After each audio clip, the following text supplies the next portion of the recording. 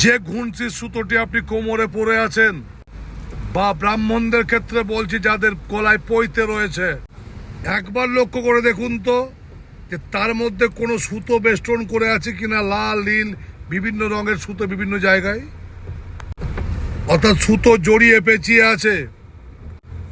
এর মানেটাই হচ্ছে আপনাকে বন্ধন করে দেওয়া হয়েছে।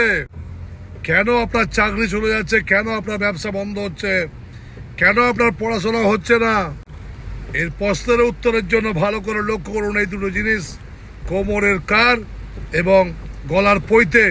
যদি দেখছেন সুতো জড়িয়ে পেঁচিয়ে আছে বিভিন্ন জায়গায়, তাহলে সেগুলোকে প্রথমে কেটে ফেলুন এবং একটা কর্পূরে আগুন জ্বালিয়ে তার সঙ্গে 3টে শুকনো লঙ্কা দিয়ে সেই সুতোগুলোকে পুড়িয়ে দেন। দেখবেন দারুণ রেজাল্ট পাবেন। বন্ধুরা, আপনার কিরকম হয়েছে? ভিডিওটিকে লাইক করবেন, শেয়ার করবেন, আমার আইডিকে ফলো করে নেবেন। এই ভিডিওটি অন্যকে দেখার সুযোগ করার জন্য বেশি বেশি করে শেয়ার করবেন। কমেন্ট বক্সে জয় গুরু বামদেব, জয় মা তারা লিখতে ভুল করবেন না।